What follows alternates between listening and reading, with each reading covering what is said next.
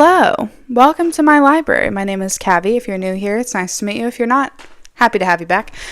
This week we're going to do a little January reading wrap up. I did try to film one of these like an hour, 2 hours ago, and I ended up going on a 15-minute rant about one particular book, and so I figured maybe I need to get it together and reel it in a little bit because it's not that serious. So for this reading wrap up, I'm going to try to keep all of like about each book under 1 minute, giving you my rating, a little bit of my review, and then also like maybe kind of the premise of the book in case you don't know what it is. So let's try to get into this. I read 17 books this month. I read 3 nonfiction books and then 14 fiction books, so feels like a good mix. I read 1 translated work, and also it was a memoir, so that's fun, I guess. But let's get into the nitty gritty. My first book of the year was Every Woman a Theologian by Felicia Masonheimer. This is just a Christian theology book.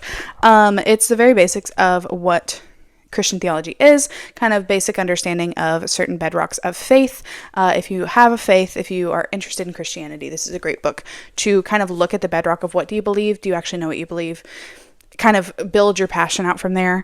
The plot, or like the little tagline on the front says, know what you believe, live it confidently, communicate it graciously. And I think this is a good book. I gave it 4 stars. I really enjoyed it. And I'm happy to have it on my shelf. Next book I read, Happily Never After by Lynn Painter. This is a romance book. I gave this 2 stars. Lynn Painter, I want to like her so bad. She seems like just the nicest lady in the world, and I just don't love her books. This is the 4th book of hers that I've read. I think the only one of hers that I would like recommend to people is Better Than the Movies, which is a YA romance, and then her other 3 were all adult romances that I read, and I just didn't enjoy them. This one in particular is about a guy who is a professional objector at weddings, and so people will hire him to object so that they can get out of their wedding for whatever reason it might be. And so the plot is the woman hired her to object at her wedding, and then their relationship blossoms from there. In this book particularly, I didn't really like either of the characters. I don't think their relationship grew very naturally in terms of like getting to know one another, getting to understand each other's wants, desires, whatever, life, and it just felt much more focused on the physical attraction that they had to each other rather than the emotional connection, and that's just not what I want out of a romance. I want you to get to know each other well before you're like, maybe we should, no, I want your emotional relationship to grow and to blossom, and it just feels like these characters didn't really do the work of actually getting to know each other very well before they like kind of jumped into a relationship, and so I was not having a good time. Is Rock, Paper, Scissors by Alice Feeney. This is a thriller book. I love thrillers and horror novels, and this just was not it for me. I think my Goodreads review is inconsequential. I gave this a 2-star. The plot of this one, I think, is kind of like a writer or like a screen writer and his wife take a trip to the Scottish Highlands, and stuff happens from there. A lot of it, I just kind of got lost in what she was trying to tell me in the setting. I think the setting was fun. I think that's kind of like, that was what actually I cared about, was like the setting that she put together. She's obviously very good at like setting kind of the dynamic of the story. The main character has something called face blindness, so it's where he like can't see the intricacies of a person's face. It's kind of hard for him to tell who different people are, and that can be done really well in writing, and I just did not see it happen here. I think that it kind of in this story was a cop-out, an excuse for him not to catch on to things as quickly as he would have had he been able to see faces, and I just didn't enjoy it. The plot twist at the end didn't really make sense to me. I don't even like remember a lot of it to give a fully vocalized review, and I think that makes it clear what I thought about it. So 2 stars for that one. I read Rebecca by Daphne du Maurier. I might have butchered her name. Apologies. This is a classic, and for good reason. This book is, if you have ever heard of it, basically the heroine does not have a name, but she marries a man named Max de Winter who had a wife. His late wife is named Rebecca, and so it's kind of the story of like her moving into his estate. It's called Manderley, and kind of the gripes of what it is like to like live within the ghost of Rebecca when there's all these people that loved her so dearly that are still a part of this estate, and kind of like what this heroine faces as she's stepping into that world. I give this book 4 stars. I loved the gothic nature of it. I loved the storyline that was going on. The beginning was kind of hard for me to get through, and that's kind of why I didn't think it was a 5 star. I think if I read this in the future, I would give it a higher rating. It is really, really well done, and there is a reason that this is a classic. The gothic nature of it, the setting is really so brilliant, and the fact that Manderley, the estate itself, is almost like its own character is so compelling and so beautifully done that I would definitely recommend that you pick this up. I was supposed to buddy read that in October, but I did forget how to read that month, so I was a little busy. But I'm glad that I finally picked it up in January. Next, These Broken Stars by Amy Kaufman and Megan Spooner. If you have watched any of my last videos, I have probably talked about this book.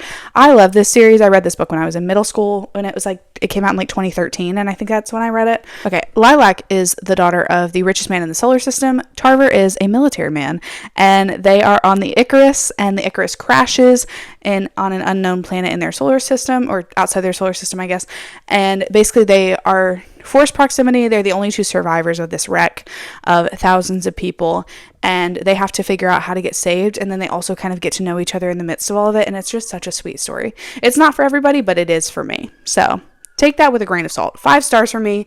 It is a reread that I love so dearly. Next is The Stolen Heir duology by Holly Black. This is The Stolen Heir and then The Prisoner's Throne. 1 star for each of them. I did not enjoy these books. I love the Folk of the Air trilogy, which is the Cruel Prince trilogy. Those books I read and I liked them while I was reading them, but I like them so much more thinking about them now than when I was actually in them.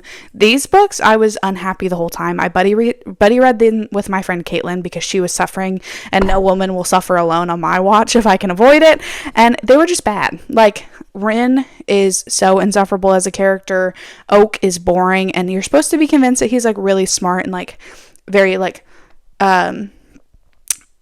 well, I don't even know. I don't even know what Oak's personality is supposed to be, but it made me dislike him when I kind of was interested in his character development after the first trilogy, and that's kind of disappointing. I also saw some certain aspects of the original trilogy that were kind of reversed to let plots flow through in the Stolen Heir duology, which I didn't think that fit within the world that Holly Black had already started to create. I don't know that I would ever read anything else by her within this world, just because I love The Cruel Prince so much that and this was such a flop that I wouldn't want to touch the world again, other than to reread the books that I already love. So the whole star is for Carden and Jude because I love them both so dearly. So next is what might very well be one of my best reads of the year. I know it's early to say that, but what can I say? On the Edge of the Dark Sea of Darkness by Andrew Peterson. This is the first book of the Wingfeather saga. This book is absolutely phenomenal, and I need everybody to read it. If you like Narnia, you should pick this book up. It's so sweet. It's so beautiful. It's a story of 3 siblings, Janner, Tink, and Lily, as they are kind of figuring out there is the Fangs of Dang have kind of taken over their kingdom or their country or whatever, and have just imposed a lot of different laws, a lot of hardship, a lot of anger on everybody. It's unfair treatment, and the Fangs of Dang are basically terrible overlords, and they have to start to defeat them in a way. I don't even know how to describe this book other than to say that I love it so dearly. The whimsical writing that Andrew Peterson does. I already love Andrew Peterson's storytelling, both in his music and also his nonfiction books. And this is just a great representation that he is such a well-known, he does storytell so well. I love this book. I cried so hard. I was dehydrated after I finished it. And I think everyone should read it. I think you can be any age and love this book. Next book, I have The Heartless Hunter by Kristen Cicerelli. This is the first book of the Crimson Moth duology. I will not be reading the second book. I give this a 1.5 star rating. This is a witch hunter fantasy romance. My main issues with this were I didn't like the 2 main characters, so it's Rune and Gideon. I don't think that their relationship really made sense. I don't think that they're Gideon just does certain things in this book that I'm what?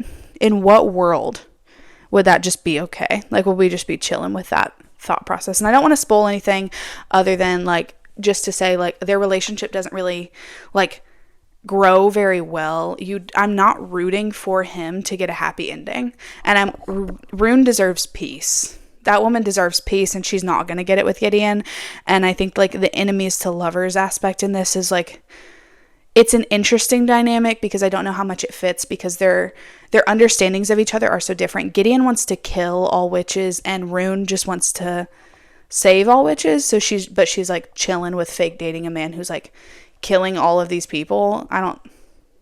She doesn't even want to kill him. That's the thing, is like their stakes are not the same in their relationship. He starts dating her because he wants to find out if she's a witch. She starts dating him because she's trying to save witches and knows that like starting to date the head witch hunter means that she'll get information about like what's happening with them, that she can use to like further her mission.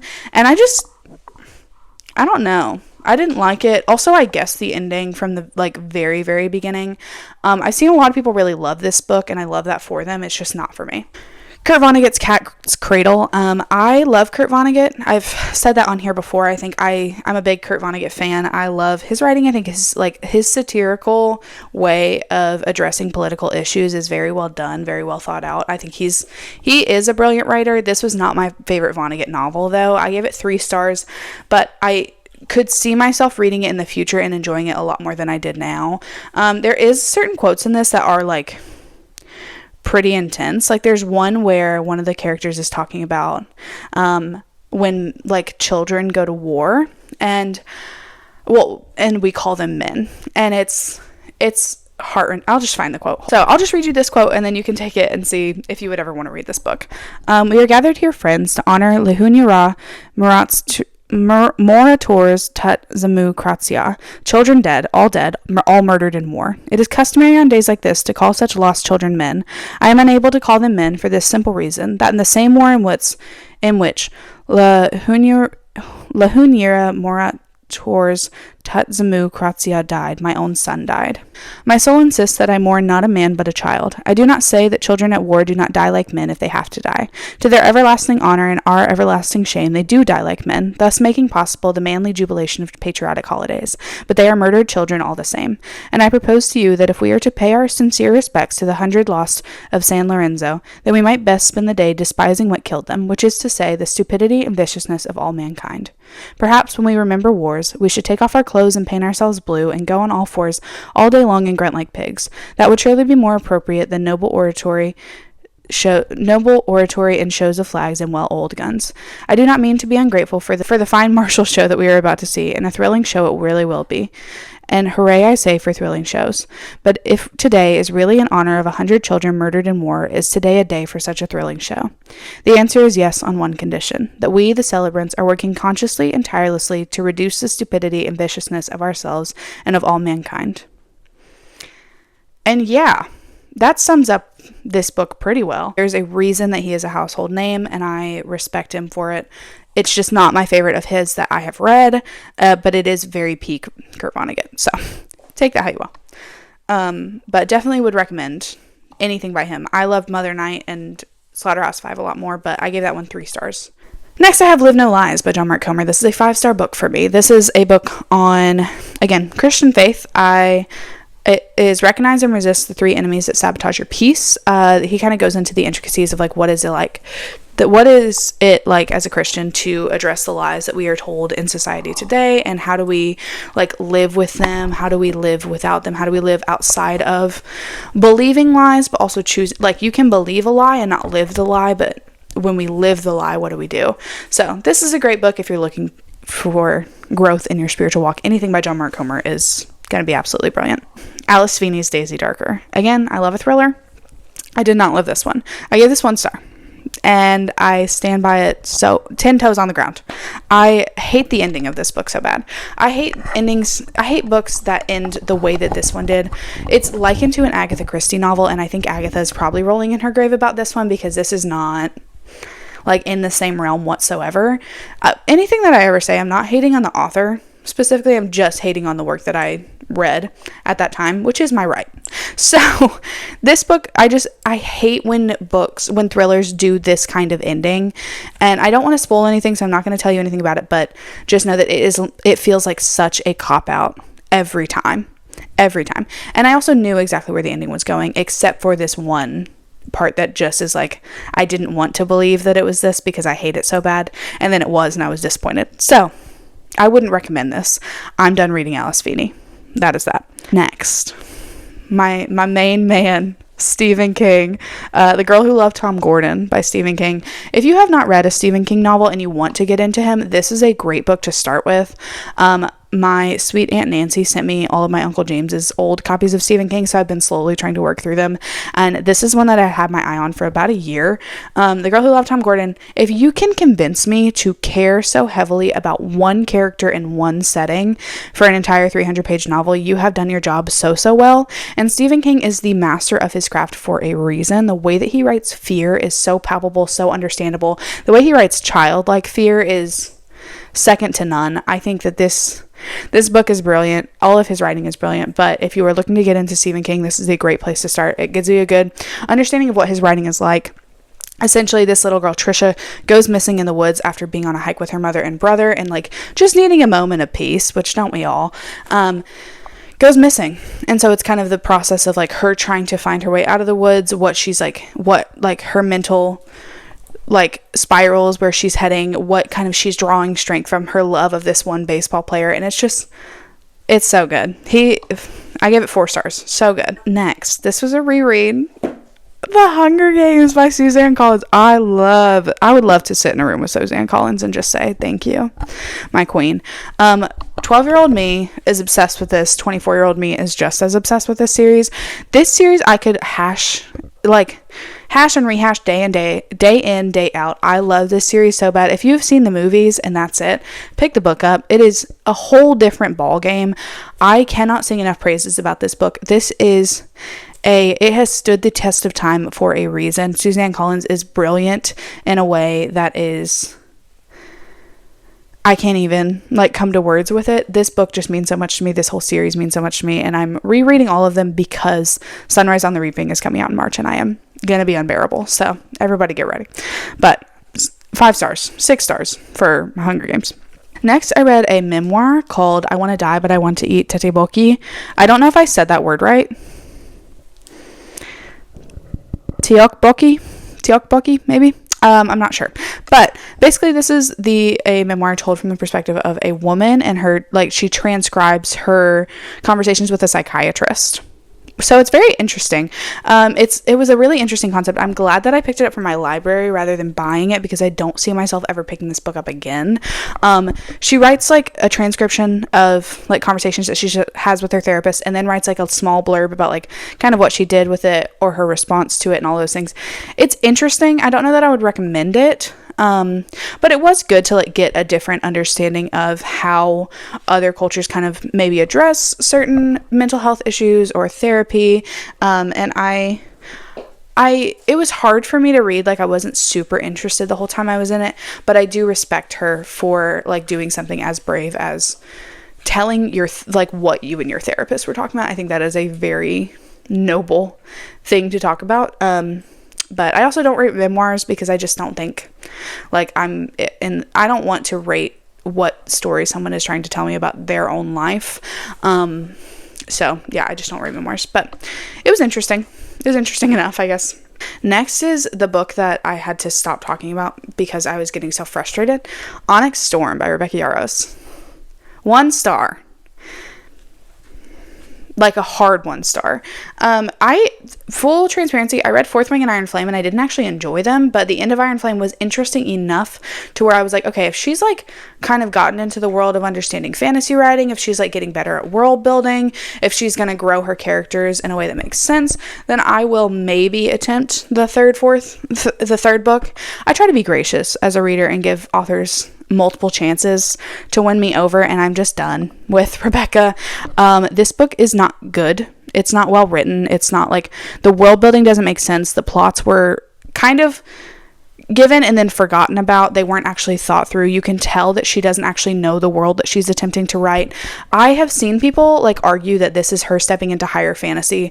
As a lifelong fantasy reader, it's not what fantasy writing should be. She doesn't actually know the world she's attempting to build. She doesn't really know the characters that she's attempting to give you.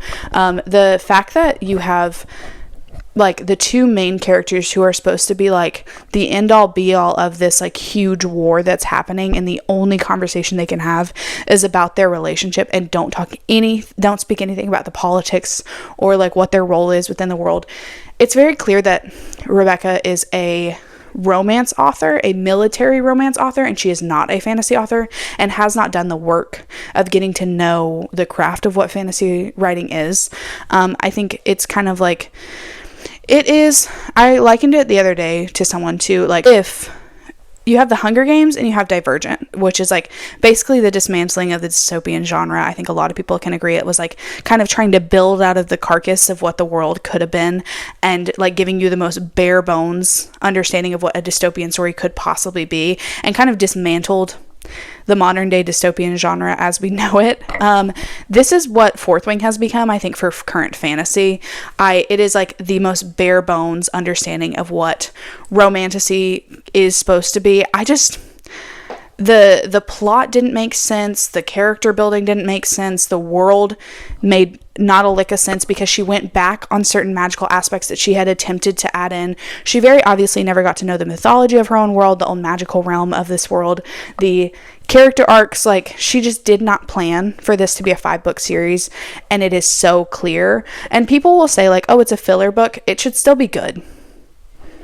And it's not. It doesn't, like, almost every person I know that I've talked to about it was disappointed, like very disappointed by this book. And if you have people that are like so dedicated to this series that they're willing to read and reread the first 2 books, that are actively confused for 50% of your 3rd book, that's because you as the author did not do the work of building up the world well enough for them to be able to step back into it. This is a world that was not built with sticks and stones. Was built with cardboard and gaff tape, and it is so very clear stepping into the 3rd book that she had no idea what she was writing, and she just needed to put something out. I also have a lot of issues with the publishing of this book and the books prior. Like, this is very obviously a cash grab, and it's disappointing to see publishers and authors disrespect their readers so much. Like, that is what this feels like, is it does feel just disrespectful, because it doesn't, she didn't actually do the work of like creating a plot that would fit within the world she had already done the work to build,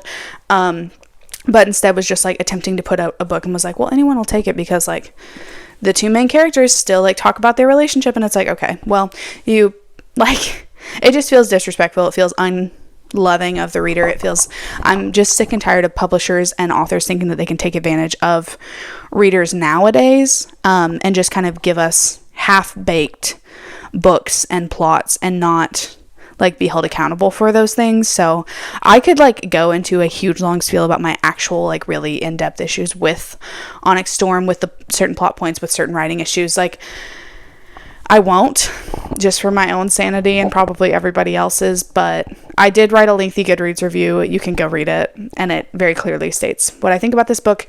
I've heard people say like, oh, like, but it's a romance. Like, I would say it's a military romance set in a fantasy realm. Like, that's what the genre is. However, this book is marketed as a high fantasy new adult to adult. It is not a YA. It is not a romantasy. Like, it is a romantasy, I guess, but it is not like, people will be like, oh, it's not marketed as high fantasy. It is, but it does not hold the weight of what a high fantasy should hold. So I think we all just need to be aware of how things are marketed. I think if it was marketed properly, like as a military romance set in a fantasy realm, that maybe I would feel differently, but because it was sold to me from the very beginning and shoved down my throat as like a high fantasy with enemies to lovers, whatever, I would feel differently about it. But because it wasn't marketed properly, my expectations were improper. And that falls on the publisher, that falls on the editor, that falls on the author, because that's the story that they chose to put forth. So that is my piece on Onyx Storm. I could go in so much more detail, but I will not for sake of time. But next and finally is The Ballad of Songbirds and Snakes.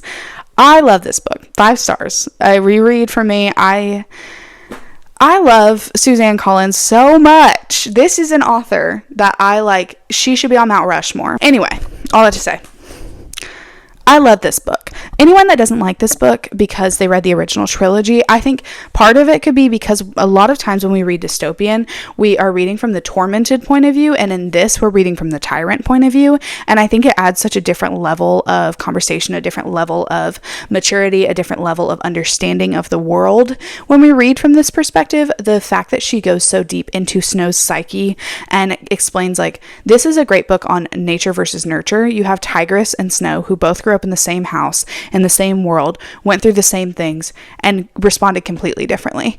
And I understand people not wanting to like this book because they don't want to read from Snow's perspective. I don't understand people who have given their review of like, oh, I loved Snow, I wanted to see him like do well. I understand like rooting for goodness in a character, but Snow over and over and over and over again throughout this book makes it clear that he is always going to choose the wrong side. He is always going to choose anger. He is always going to choose selfishness.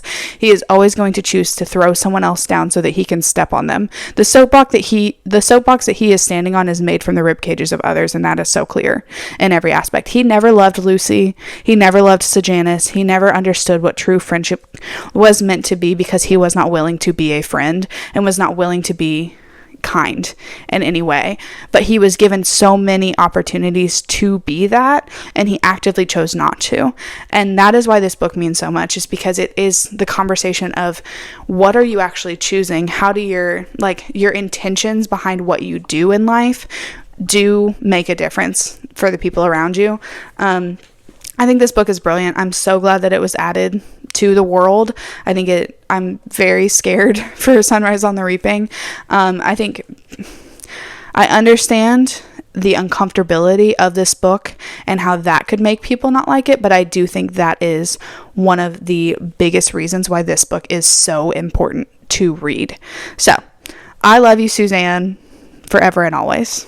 But that is my January reading wrap up. Thank you for joining me. I'm sorry if I hurt your feelings, if I did not like a book that you like, but that's okay because reading is subjective and all authors want to get paid, so we can all read different stuff, and that's what's fun about it. If any of these books are on your TBR, please let me know if I liked them, if I didn't like them, what books you have on your February TBR, what books you read in January, and I can't wait to see you next week. Hopefully we'll have something else a little more fun planned. So thanks. Love you. Bye.